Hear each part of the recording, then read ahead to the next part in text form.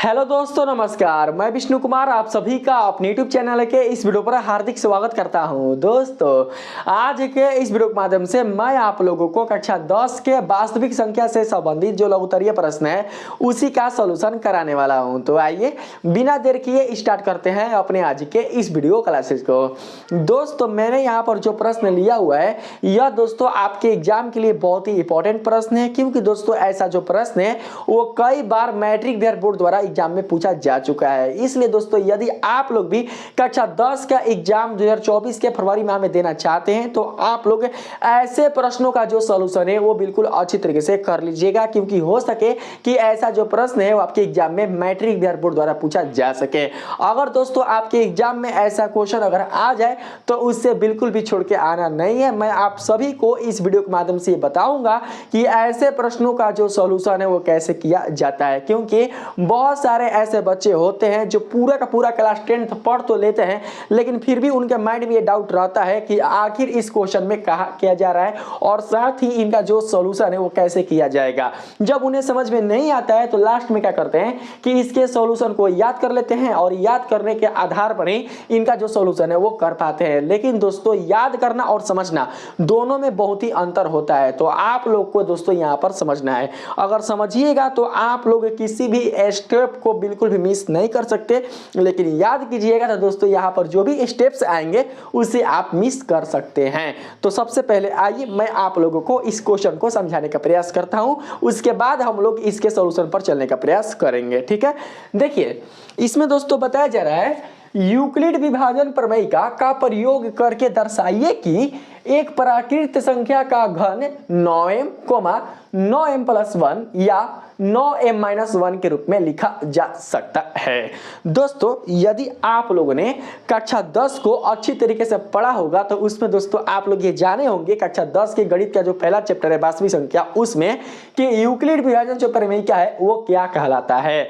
दोस्तों यूक्लिड विभाजन प्रमेयिका में आप लोगों ने ये जाना होगा कि हमारे पास यदि दो धनात्मक पूर्णांक संख्या है, जैसे कि मान कर चलते हैं कि हमारे पास एक धनात्मक पूर्णांक संख्या है a और जो दूसरा धनात्मक पूर्णांक संख्या है वो है b। अगर हमारे पास दो धनात्मक पूर्णांक संख्या रहता है तो इन दोनों धनात्मक पूर्णांक संख्या को जब भाग दिया जाता है, एक में दूसरे से भाग दिया जाता है, अर्थात भाज्य में भाजक से भाग दिया जाता है, तो भाग क्रिया के फलस्वरूप दो अद्वितीय संख्याएं प्राप्त होती है। कौन कौन? तो एगो q के रूप में और एगो r के रूप में। जो q होता है वो कहलाता है भागफल और जो r होता है वो कहलाता है शेषफल। इसके संबंध को दर्शाने के लिए उन्होंने दोस्तों एक नियम दिया था अपने समीकरण के रूप में, और ये जो समीकरण था वो कुछ इस प्रकार से था, आप लोग देख सकते हैं। वो था a बराबर BQ प्लस R, जो कि दोस्तों यह सत्य समीकरण था, इसीलिए इसे कहा जाता है प्रमेयिका।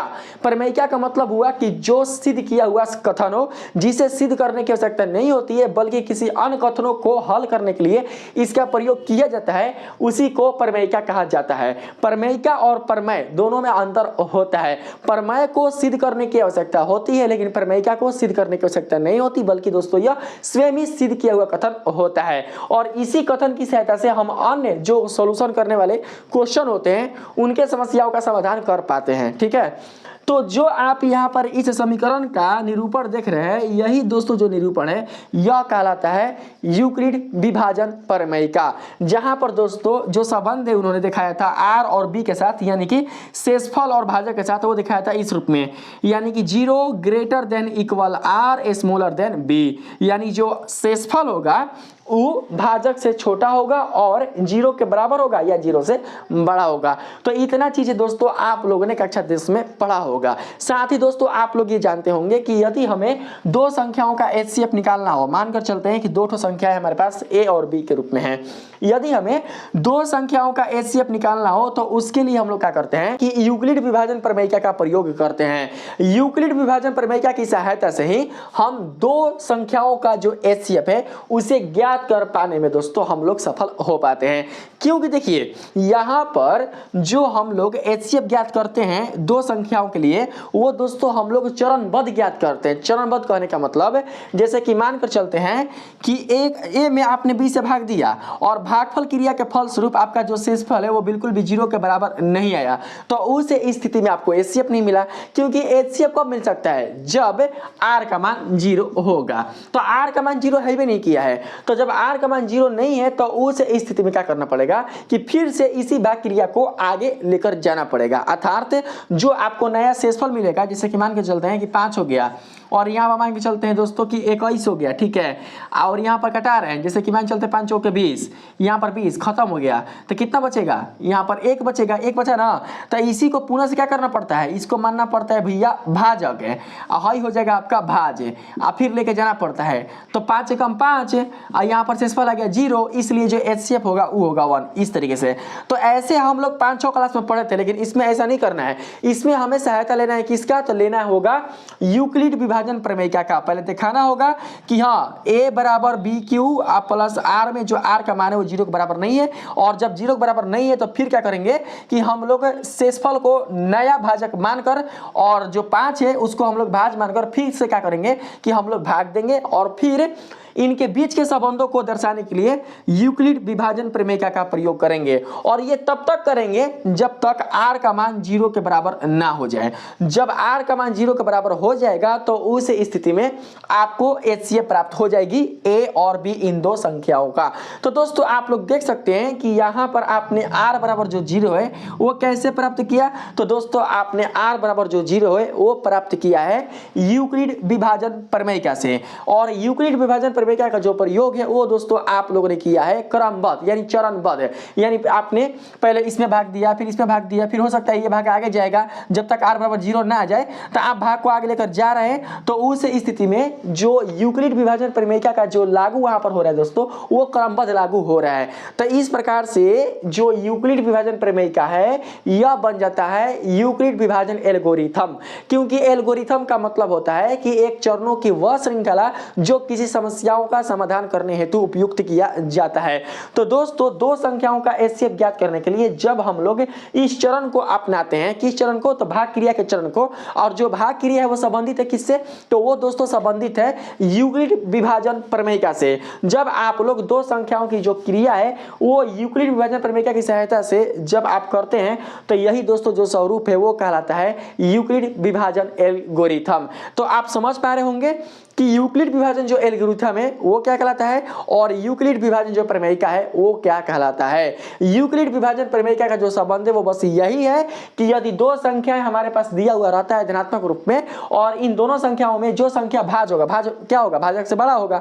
जो संख्या भाज होगा और जो दूसरा संख्या भाजक होगा, तो भाज में भाजक से भाग देने पर दो अद्वितीय संख्याएं प्राप्त होती है। कौन कौन? तो एक होता है भागफल के रूप में और एक होता है शेषफल के रूप में। और इनके बीच के संबंध को दर्शाने के लिए अर्थात शेषफल और B जो आप भाजक देख रहे हैं इनके संबंध को दर्शाने के लिए उन्होंने दर्शाया था इसको दर्शाया था, इसको यानी शेषफल को दर्शाया था कि जो शेषफल है वो भाजक से छोटा होगा और 0 से बड़ा या फिर 0 के बराबर होगा। बस यूक्लिड विभाजन प्रमेयिका का जो संबंध है वो यहीं तक है। लेकिन बात करें एल्गोरिथम का, तो एल्गोरिथम का मतलब होता है चरणबद्ध यानी क्रमबद्ध, जब तक उस समस्या का समाधान नहीं हो जाता। तो हमारे पास जो समस्या है वो है दो धनात्मक पूर्णांक संख्याओं का HCF है। तो जब तक हमें HCF नहीं मिल पाता तब तक दोस्तों हम लोग नीचे उतरते जाते हैं और यही जो प्रोसेस है वही एल्गोरिथम के रूप में जानी जाती है। और इसलिए यूक्लिड विभाजन प्रमेयिका में हम लोग एल्गोरिथम को ऐड कर देते हैं। तो यही चीज आप लोगों को समझना होता है। जो बच्चे इस चीज को समझ जाते हैं तो उन्हें पता हो जाती है कि यूक्लिड विभाजन जो प्रमेयिका है वो क्या कहलाता है और यूक्लिड विभाजन जो एल्गोरिथम है वो क्या कहलाता है। तो यहां पर बोल रहा है यूक्लिड विभाजन प्रमेयिका का प्रयोग करके दर्शाइए कि एक प्राकृतिक संख्या का घन 9m या 9m+1 या 9m-1 के रूप में लिखा जा सकता है। तो जैसे ही यहाँ पर आया हुआ है यूक्लिड विभाजन प्रमेय का, तो ऐसे ही दोस्तों आप लोग माइंड में ये डाल लो कि यहाँ पर दोस्तों जो हमारा संबंध होगा वो होगा a बराबर बी क्यू प्लस आर से। तो इसमें दोस्तों जो आप भाज्य देख रहे हो, इस भाज्य को आपको मानना पड़ेगा, क्योंकि कुछ ना कुछ दोस्तों जो भाज्य है वो दोस्तों आपको मानना पड़ेगा। तो यहाँ पर हम लोग सबसे पहले क्या करते हैं, मान लेते हैं, माना कि कोई प्राकृत संख्या x है जो कि भाज्य के रूप में होगा। यहाँ बोला जा रहा है ना, दर्शाइए कि एक प्राकृत संख्या ना, तो हम लोग पहले प्राकृत संख्या यहाँ पर मान लेंगे। तो कैसे मानेंगे, तो आप लोग देख सकते हो, ऐसे लिख सकते हैं। देखिए पहले ऐसे लिख लेंगे, माना कि x कोई प्राकृत संख्या है, इसलिए a बराबर बी क्यू प्लस आर होगा ना बाबू, बताओ a बराबर बी क्यू प्लस आर क्यों होगा, क्योंकि यही है यूक्लिड विभाजन प्रमेय का। और आप लोग क्या करो कि कोष्ठ में लिख दीजिए ऐसे, चूंकि यूक्लिड विभाजन प्रमेय का से। तो दोस्तों मैंने यहाँ पर लिख दिया, आप लोग ऐसे ही लिखना ना, चूंकि यूक्लिड विभाजन प्रमेय का समझना कि डाल देना यूक्लिड विभाजन एल्गोरिथम से। हमें एल्गोरिथम यहाँ पर नहीं डालना है, एल्गोरिथम दोस्तों अंदर ही रहता है, बस वो खुद दिखाता है कि हम एल्गोरिथम है। लेकिन यहाँ पर जो आपने यहाँ पर संबंध लिया हुआ है, जो आपने समीकरण लिया हुआ है, यह दोस्तों लिया हुआ है यूक्लिड विभाजन वाला, इसीलिए आप लोग यहाँ पर लिखना यूक्लिड विभाजन प्रमेय का से। ठीक है, अब बात करते हैं आगे। तो लिखेंगे यहाँ पर इस प्रकार, क्या है इस प्रकार, क्योंकि हम लोग मान लिखने वाले हैं ना, ऐसे इस प्रकार। और a के स्थान पर जानते हो बाबू क्या करो आप लोग, a के स्थान पर लिखना जानते हैं क्या, x, क्योंकि माना कि x कोई प्राकृतिक संख्या है, तो a के स्थान पर हो जाएगा यहाँ पर x, बस x बराबर, देखिए b के स्थान पर हम लोग क्या ले सकते हैं बाबू, तो b के स्थान पर लेंगे 9, है ना, जो 9 देख रहे हो ना इसको लेंगे, तो यहाँ पर हो जाएगा 9, और फिर हो जाएगा q, आप प्लस हो जाएगा यहाँ पर r। ठीक है, बस ऐसा ही। तो लिखेंगे यहाँ पर, जहां ऐसे दिखा देना, जहां a बराबर x कोमा b बराबर 9 तथा यहाँ पर आप लोग दिखा देना इस तरीके से 0 greater than equal r smaller than b। तो b क्या चाहिए, तो 9 है ना, तो यहाँ पर आप लोग 9 डाल देना, यही बस काम करना है। देख सकते हो जहां a बराबर x यानी a के स्थान पर x आया हुआ है, b बराबर 9 यानी b के स्थान पर 9 आया हुआ है, q है तो q छोड़ देंगे, q यहाँ पर बिल्कुल भी नहीं है। ठीक है, उसके बाद क्या करेंगे हम लोग कि r को दिखाने के लिए लिख देंगे यहाँ पर 0 greater than equal r smaller than क्या हो जाएगा 9 के, यानी 9 से क्या होगा, यह छोटा होगा, क्योंकि जो 9 है यह भाजक के रूप में यहाँ पर आया हुआ है।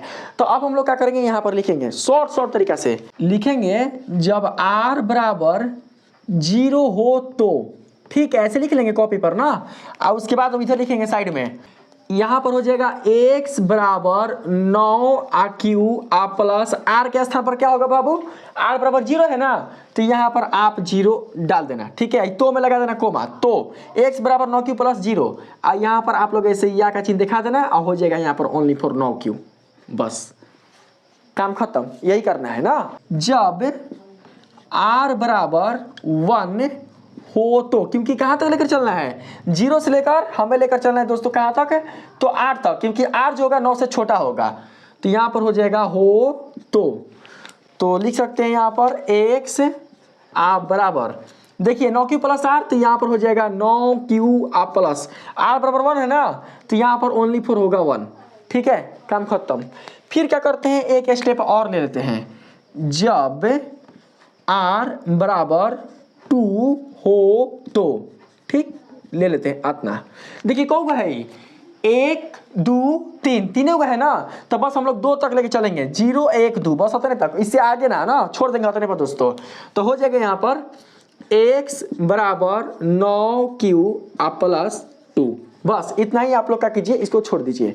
ठीक है, अब हम क्या करेंगे, समीकरण बाबू मान लेंगे, ई हो जाएगा समीकरण 1, ई हो जाएगा समीकरण 2, आई हो जाएगा समीकरण 3। ठीक है, यहाँ पर लिखेंगे चूंकि प्रश्न की स्थिति से, क्योंकि प्रश्न क्या बोला है, प्राकृतिक संख्या का घन, अब प्राकृतिक संख्या क्या है, तो वो है x, तो घन बोला है ना, तो यहाँ पर लिखेंगे चूंकि प्रश्न की स्थिति से, तो यहाँ पर हो जाएगा ओनली फॉर, हम लोग लिख सकते हैं x पहले कर दो, x क्या क्यू कर दो आप ऐसे, x क्या क्यू, ठीक है कर सकते हैं। आप बराबर में क्या होगा यहाँ पर, देखो बाबू x बराबर है किसके, तो 9 क्यू के, तो हम लोग यहाँ पर 9 क्यू का होल क्यूब करेंगे। ठीक है, और लिख लेंगे चूंकि समीकरण 1 के घन से, बस ऐसा ही शॉर्ट में तो आराम से लिखेंगे घन से, ज़्यादा और कुछ ना, इना की चूंकि समीकरण 1 का घन करने पर, ऐसा नहीं, इतना ही दोस्तों लिखेंगे काफ़ी है बस। उसके बाद देखो आप लोग को पता है क्या करना है ना, आराम से लिखेंगे 9 9 81। तो दोस्तों आप इसको ऐसे तोड़ दो डायरेक्ट, ऐसे ऐसे 9 गुना 9 का होल क्यूब है ना बाबू, तो आप लोग कर देना ऐसे डायरेक्ट, एगो 9 बाहर निकाल दो और यहाँ पर लिख दो 81, 9 9 81, ठीक है। 81 9 गुणा करेंगे तो भैया आ जाएगा 9 का क्यूब, होगा ना बाबू। तो 9 गुणा 81 और जो क्यूब का आप होल क्यूब देख रहे हैं, तो आप इसको ऐसे दर्शा दो, ऐसे ऐसे बस ऐसे, ठीक है।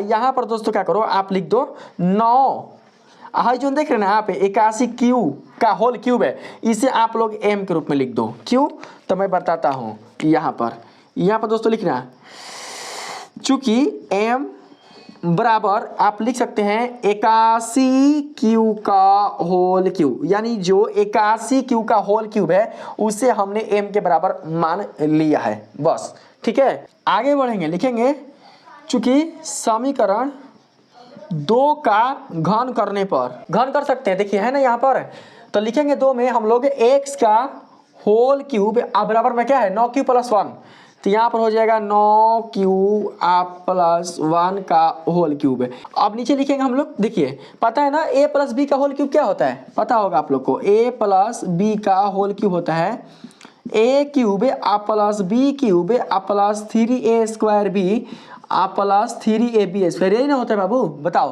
तो क्या करेंगे, इसी पर सबका मान हम लोग लिख देंगे, 9 क्यू को a मान लेंगे और 1 को b मान लेंगे, ठीक है। तो मान रख सकते हैं आप लोग, ध्यान से इधर लिखेंगे पहले 9 क्यू का होल क्यूब, ठीक है।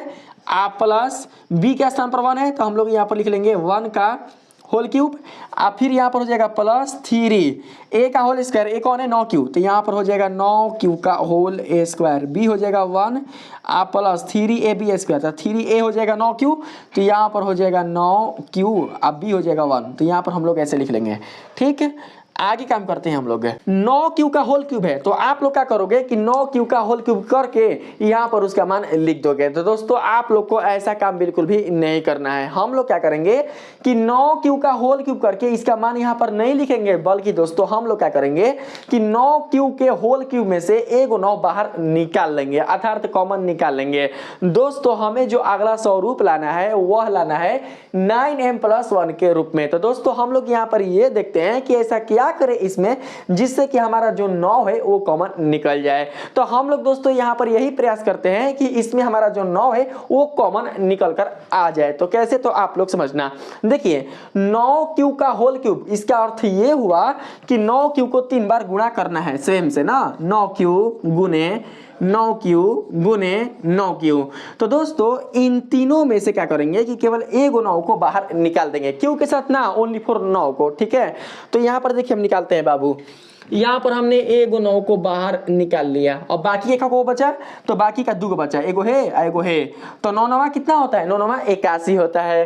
तो हम लोग क्या करेंगे बाबू, यहाँ पर लिख लेंगे 81, ठीक है। और उसके बाद देखिए क्यू को है 1 2 3, तो हम लोग यहाँ पर लिख लेंगे 81 क्यू का होल क्यूब, इस तरीके से, ठीक है।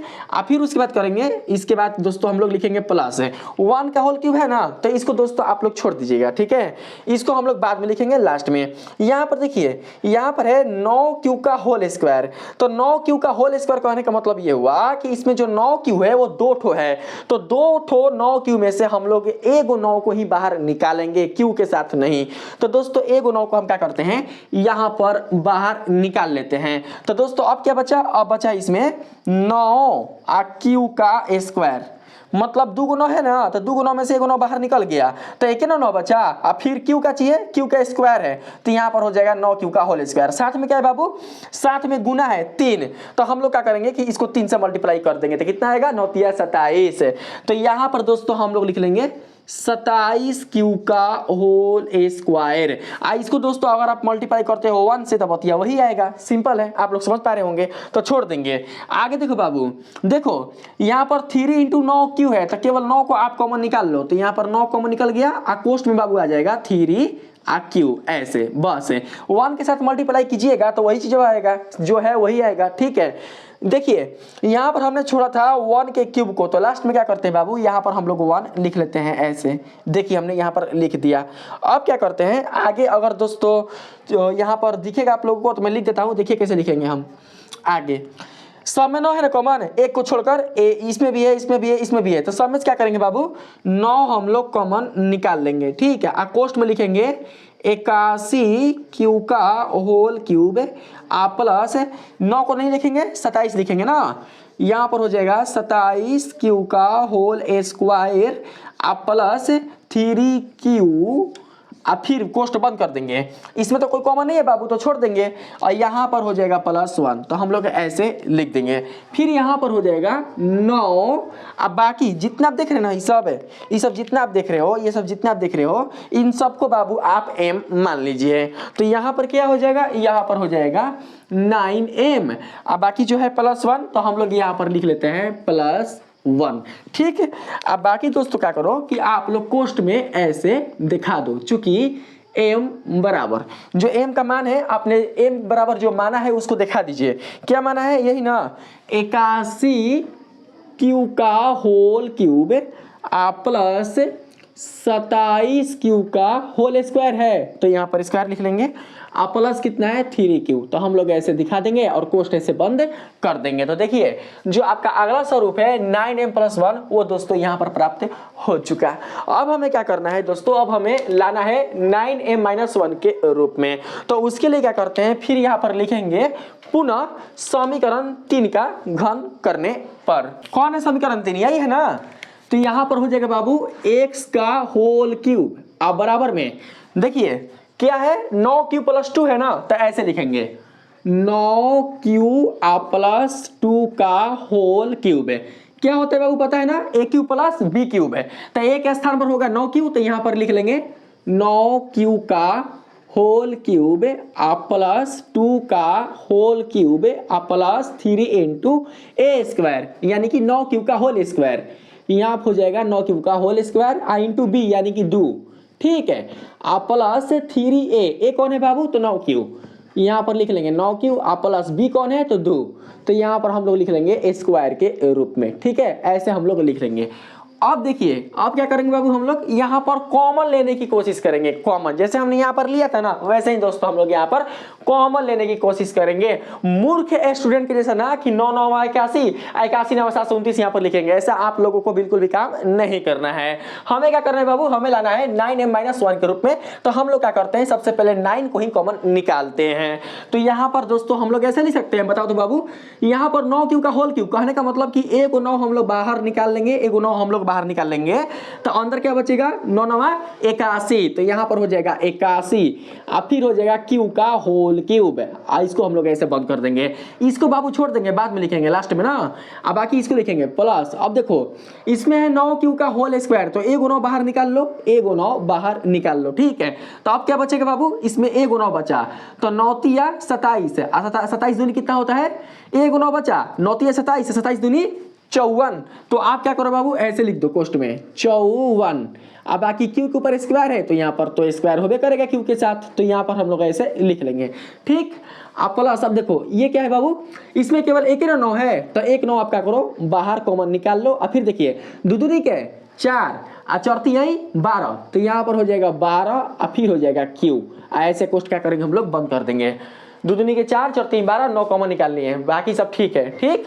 और फिर यहाँ पर लिखते हैं प्लस, देखो तो बाबू हाई क्या चीज है, 2 का होल क्यूब है, तो 2 का होल क्यूब क्या होता है, 2 का होल क्यूब होता है 8, दूनी के 4 4 दूनी के 8, लेकिन लाना किस रूप में है, लाना है बाबू 9m - 1 के रूप में। तो दोस्तों क्या हम लोग 8 को ऐसे लिख सकते हैं, बताइए तो जरा, 8 को हम लोग ऐसे लिख सकते हैं बाबू, बताओ तो 9 - 1। क्या इस समीकरण में कुछ प्रॉब्लम हुआ, क्या इस समीकरण में कुछ बदलाव हुआ, क्या इस समीकरण के मान में कुछ परिवर्तन हुआ, नहीं, बात वही है। 8 जो है वो 9 - 1 के बराबर होगा। तो हम लोग क्या करेंगे, ऐसे ही लिख लेंगे। अब क्या करते हैं बाबू कि ऐसे लिखते हैं, है ना, सब में से हम लोग कॉमन निकाल लेंगे। सब में है ना कॉमन 9, यहाँ तक है ना 9 कॉमन, तो निकालेंगे।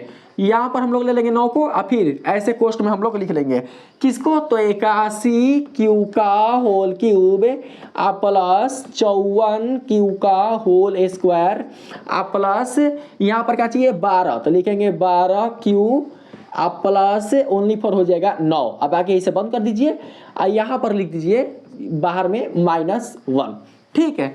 अब बराबर में हो जाएगा 9 और सबको अब क्या करो, सबको आप लोग m मान लो, तो यहाँ पर हो जाएगा 9m और फिर हाई वाला उतार लीजिए, तो यहाँ पर आ जाएगा 9m और -1। अब बाकी बाबू क्या करो कि आप साइड में दिखा दो, चूंकि m बराबर इसी को दिखा दो 81 क्यू का होल क्यूब प्लस 54 क्यू का whole square plus 12 Q plus 9, ठीक है। ऐसे आप लोग बंद कर दीजिए। तो इस प्रकार से दोस्तों देख सकते हैं कि जो तीनों स्वरूप है वो आ चुका है। तो हम लोग बाबू यहाँ पर लिख सकते हैं इस तरीके से, अतः एक प्राकृतिक संख्या का घन 9m, 9m प्लस 1 या 9m - 1 के रूप का हो सकता है। तो दोस्तों इसी प्रकार से क्या करना है, आप लोग को भी सॉल्यूशन करना है। यदि आपके एग्जाम में ऐसा क्वेश्चन आ जाए तो उसका जो एक्सप्लेनेशन है वो आप लोगों को इसी तरीके से करना है। यदि दोस्तों आप लोग ऐसे क्वेश्चन का जो एक्सप्लेनेशन है अगर आप इस तरीके से करते हैं उसके आंसर के रूप में, तो दोस्तों आपको मैट्रिक बिहार बोर्ड में फुल का फुल मार्क्स मिलेंगे, आपके मार्क्स में कोई भी कटौती नहीं होगी। देखिए मैथ बनाना सब कोई जानता है, लेकिन मैथ को कैसे लिखना है, मैथ को कैसे प्रदर्शित करना है, मैथ को कैसे अच्छी तरीके से अपने कॉपी पर व्यवस्थित करके प्रस्तुत करना है, ये बहुत ही कम बच्चे या फिर टीचर को आता है। इसलिए दोस्तों आप लोग सबसे पहले ये सीखो कि किसी क्वेश्चन का जो सॉल्यूशन है वो किस तरीके से बनाया जाता है, ताकि उसका जो आंसर है वो देखने में काफी सुंदर और आकर्षक लगे, और साथ ही दोस्तों जो आंसर है वो क्वेश्चन से संबंधित लगे, उसमें किसी को भी कोई भी डाउट ना रहे और उस आंसर को पढ़कर उसे समझ में आ जाए कि हाँ इस आंसर में क्या क्या बताया गया है। अगर दोस्तों आप लोग मेरे इस आंसर को देखते हो तो आपको खुद दोस्तों समझ में आ जाएगा कि मैंने कैसे कैसे और किस प्रकार से इस प्रोसेस को लेकर गया है, और बाकी का जो भी प्रोसेस था वो सारा चीज मैंने आप लोगों को बता दिया। अगर दोस्तों इस तरीके से आप लोग पढ़ते हैं, अपनी तैयारी करते हैं, तो दोस्तों यकीन मानिए आपको मैट्रिक बिहार बोर्ड में टॉप करने से कोई भी रोक नहीं सकता। इसलिए दोस्तों आप लोग क्या करो कि किसी भी क्वेश्चन का जो आंसर है वो आप इस तरीके से दो जो कि दोस्तों बाकी अन्य बच्चों से वो अलग हो, यूनिक हो। अगर दोस्तों आपका आंसर, आपके बनाने का तरीका, आपके मैथ का जो सॉल्यूशन है अगर वो अन्य बच्चों से यूनिक रहेगा, अलग रहेगा, तो दोस्तों आपको जो मार्क्स होंगे वो बहुत ही अच्छे प्राप्त होंगे। क्योंकि मैट्रिक बिहार बोर्ड द्वारा जो टीचर कॉपी को चेक करते हैं वो दोस्तों यही देखते हैं कि बच्चों की जो राइटिंग है वो कैसी है। अगर जिस बच्चे की राइटिंग टीचर को पसंद आ जाती है, उनके मन को मोह लेती है, तो दोस्तों वो जो टीचर होते हैं उसको नंबर देने में कोई भी कंजूसी नहीं करते। लेकिन हाँ, साथ में आप लोग को सही सही लिखना भी आवश्यक होगा। ऐसा नहीं कि किसी बच्चे का राइटिंग बेस्ट है, अच्छा है और साफ साफ मतलब सही सही साफ साफ शब्द कुछ लिखा नहीं है, तो ऐसा नहीं कि उसको नंबर मिल जाएगा। हाँ, पास हो जाता है लेकिन नंबर उसे पर्याप्त रूप से नहीं मिल पाता। मैं आपसे यही कहूंगा दोस्तों कि आप लोग अच्छे तरीके से पढ़िए, अपने राइटिंग को सुधारिए और अपने स्किल में दोस्तों बदलाव कीजिए, जिससे कि आप लोग अपने पढ़ाई में बिल्कुल अच्छी तरीके से आगे की ओर बढ़ सकें। तो अगर ये दोस्तों आज का ये क्लास आप लोग को पसंद आया है, मेरे बनाने का जो तरीका है ये आप लोगों को पसंद आया है, तो प्लीज आप लोग मेरे इस वीडियो को लाइक कीजिएगा, सब्सक्राइब कीजिएगा और पसंद आए तो अपने दोस्तों में भी शेयर कीजिएगा। मिलते हैं फिर से एक नए वीडियो के साथ, तब तक के लिए धन्यवाद।